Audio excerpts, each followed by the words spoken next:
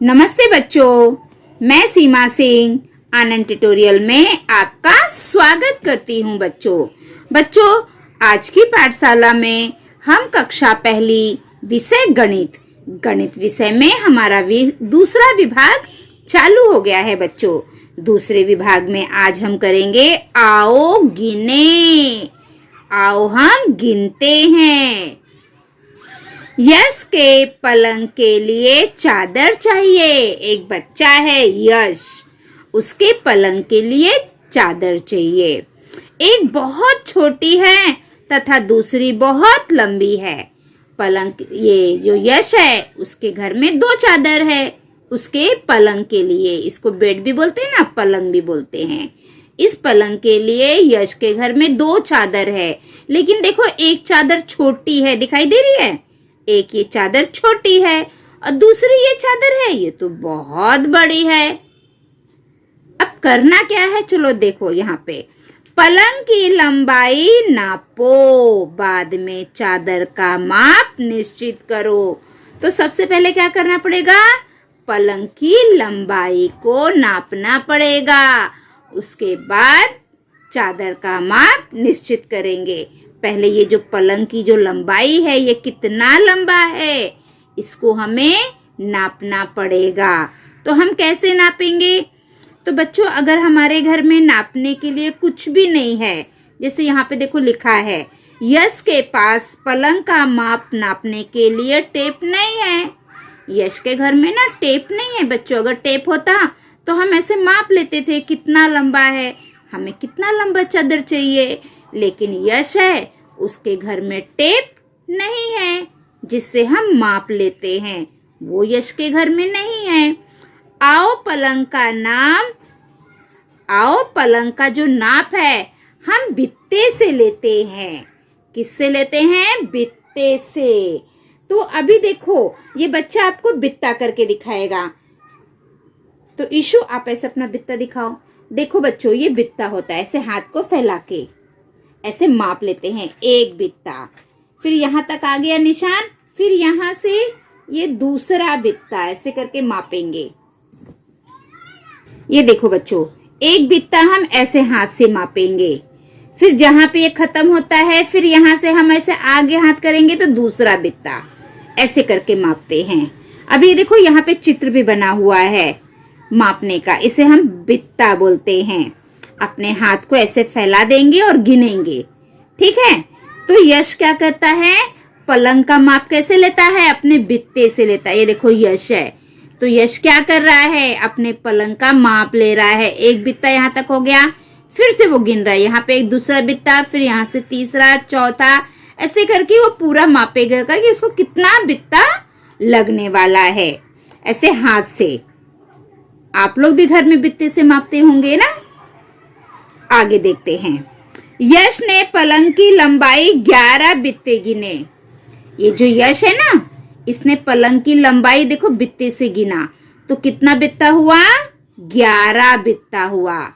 कितने बित्ते हो गए, 11। इसलिए चादर 13 बित्ते की लानी पड़ेगी। ये जो यश का ये जो पलंग है ना, यश का पलंग ये कितने बित्ते का है, 11 बित्ते का है। देख रहे हो ना आप, यहाँ से यश ने किया एक बित्ता, 2 3 4 5। अब यश आगे पूरा करेगा तो यश को पूरा 11 बित्ते लगते हैं। ये जो यश का बेड है इसमें 11 बित्ते का चादर लगेगा, इसलिए चादर 13 बित्ते की लानी पड़ेगी। तो यश बोलता है 11 बित्ते चादर का लगेगा मुझे, लेकिन 13 बित्ते की चादर मुझे लानी पड़ेगी। 2 बित्ता ज्यादा चाहिए ना बच्चों, चारों साइड से अंदर दबाने के लिए, तभी तो बेड पे वो चादर हमेशा बिछा रहेगा, नहीं तो गिर जाएगा। तो 11 बित्ते इसका माप है, लेकिन लाना कितना है चादर, 13 बित्ता।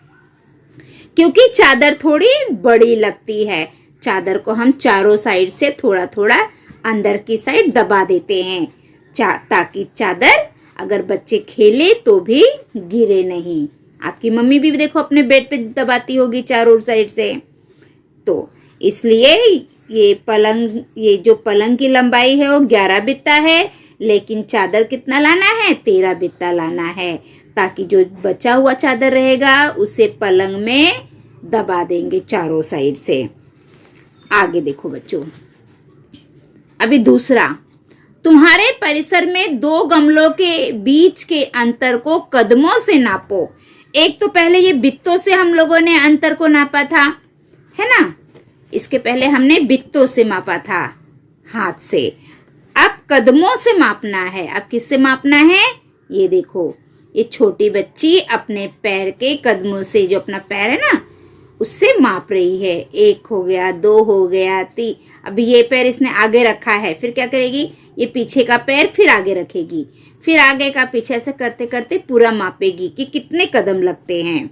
देखो, पहला, तुम्हारे परिसर में 2 गमलों के बीच के अंतर को कदमों से नापो। यहाँ पे लिखा है, अगर आपके घर के बाजू में, उसके परिसर में या आपके घर में ही 2 गमलों के बीच में कितना अंतर है, 2 गमले होंगे उसके बीच में कितना अंतर है, उसको अपने कदमों से नापो। जैसे ये लड़की नाप रही है ना, ठीक उसी प्रकार आपको भी नापना है। और आप नापो और यहाँ पे लिखो, ठीक है। आप क्या करोगे? आपके घर के बाजू में जो भी गमला है, आपके घर में ही एक गमला इधर होगा, इधर, तो दोनों के बीच में कितनी दूरी है वो अपने पैर से नापो और यहाँ पे लिखो। क्योंकि मुझे नहीं पता है, अभी जो मेरा घर में एक गमला ऐसे रखा है वो तो 6 कदम पे है, तो मैं यहाँ पे 6 लिख देती हूँ।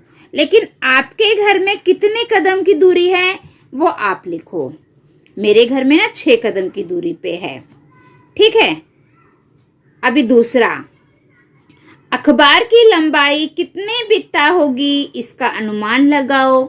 अखबार ये न्यूज़पेपर जिसमें समाचार लिखा रहता है, अगर आपके घर में आता है तो ठीक है, नहीं तो किसी बाजू वाले के घर में होगा तो आप उनके पास जाइए।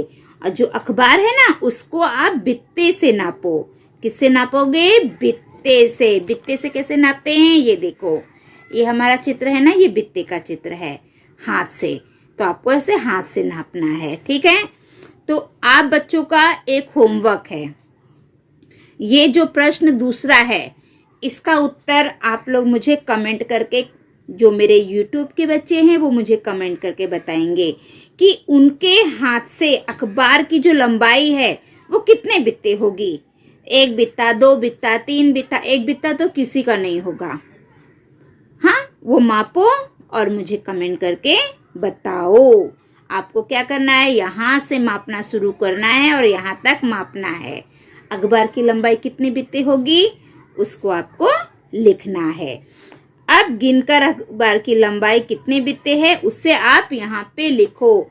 ये प्रश्न का उत्तर आप सभी बच्चों को लिखना है, क्योंकि मुझे नहीं पता ना, सब बच्चों के हाथ अलग अलग होते हैं, तो मैं कैसे बताऊं कि बित्ती की लंबाई इतनी होगी। अभी ये कदम का मेरे घर में है तो मैंने उसको मापा था। अभी मैं आपको पाठ पढ़ाने के पहले मैं माप के आई हूँ कि भाई कितना अंतर है, तो 6 कदम का अंतर है मेरे घर में। अभी आपके घर में कहाँ रखा है वो मुझे नहीं पता है ना बच्चों। तो आप लोग अपने घर में जो 2 गमले हैं उनके बीच में कितना अंतर है उसको अपने कदमों से मापो और यहाँ पे लिखो। और आपके घर में अगर अखबार आता है, नहीं तो आपके पड़ोस में किसी के यहाँ आता होगा, तो उनके हाथ से अखबार लो और उसको अपने बित्ते से मापो कितना बित्ता है, क्योंकि सबके बित्ते का माप बच्चों अलग अलग होता है। तो आप उसको माप कर इस बॉक्स में लिखो। ये आपका काम है बच्चों, ठीक है। तो बच्चों, हमारी जो आज की पाठशाला है वो यहीं पे समाप्त होती है।